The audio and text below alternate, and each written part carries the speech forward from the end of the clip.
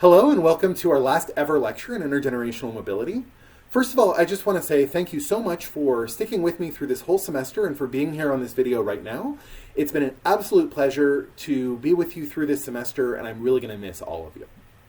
Now, in this last lecture, I want to talk about a book by the French economist Thomas Piketty called Capital in the 21st Century. Now, when this book came out in 2014, it was one of the most influential and controversial works to come out of economics in a long time. Because what this book does is it reopens a really fundamental controversy about the tendencies of capitalism and the future of capitalism that were really key to the field in the 18th and 19th centuries, but receded from focus through the 20th and 21st centuries. Piketty's fundamental argument is that whereas in the 20th century, capitalist societies have been relatively egalitarian and had relatively high rates of intergenerational mobility compared to what we saw in the 19th century, 18th century, and arguably prior to the Industrial Revolution or prior to the dominance of market capitalism. Piketty argues that this isn't a natural or inevitable tendency of capitalism. In other words, that we shouldn't expect that market economies are always going to deliver societies with relatively high rates of mobility or relatively equal distributions of income and wealth. In contrast, he argues that, if anything, we might expect that the natural tendency of capitalism and the tendency we would have observed with better data from the 19th century is towards ever-increasing concentrations of wealth and ever-increasing importance of capital and therefore the inheritance of wealth relative to earned income. What Piketty argues is our view of history, our view of the fundamental character of market economies is shaped by the fact that most of our data comes from the 20th century, which is a relatively anomalous period in economic history.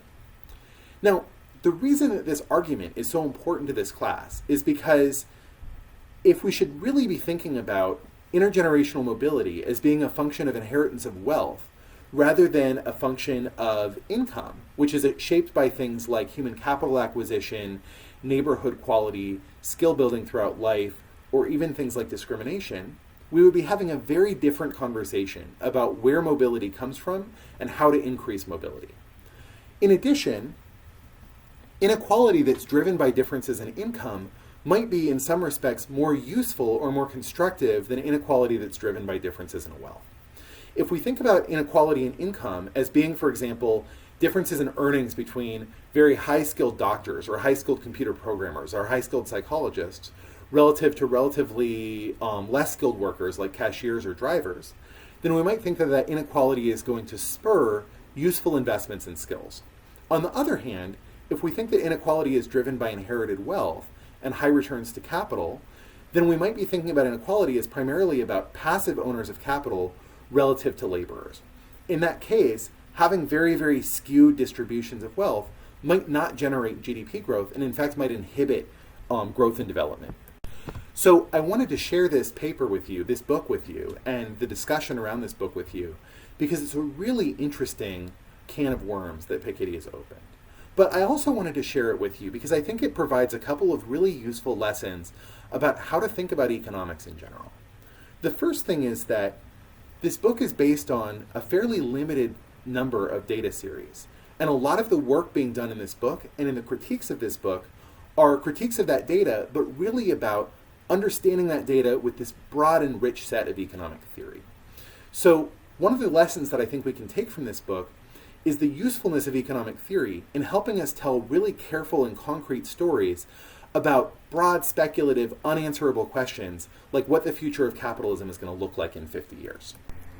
Another thing that I think is important about this paper and that can shed light on the process of research more broadly is that Piketty's work is really made possible by the fact that he collects a series of data about the distribution of wealth, especially in Europe, over a much longer time period than previous researchers had access to. And as a result of that, as a result of the fact that he was able to zoom out and get a bigger picture, he found some evidence that might have been surprising given the limited amount of information we had when we could only see data from the 20th century. Okay, so in the rest of this video series, I'm going to do a couple of things. First, I want to talk a little bit about some of these big picture ideas about the future of capitalism that come from Marx's work and prior work like Ricardo's work. and the evidence that overturned those theories in the 20th century. Then I'm going to talk a little bit about the theory necessary to generate Piketty's predictions and the evidence that he marshals for that. And then I'll talk a little bit about the implications of these findings and about some of the controversy generated by Piketty's work. Okay, thank you so much. So the mascot for today's lecture are going to be these huskies that randomly wandered into my yard today. The reason that these are going to be a good representation of Thomas Piketty's theories is twofold. The first is that with relatively modest growth rates in capital, you can end up with very large amounts of capital in a fairly short period of time. We can illustrate this by the fact that we've got a pretty fast growth rate of huskies in this video. Come here, come here, come here. Yeah, come. Very fast growth rate of huskies in this video. In addition, a lot of Piketty's research is going to focus on the ownership of capital. And this is going to be illustrated by these dogs because I really want to emphasize that I do not own these dogs and don't know who does. All right, thank you so much, and I'll see you in future videos.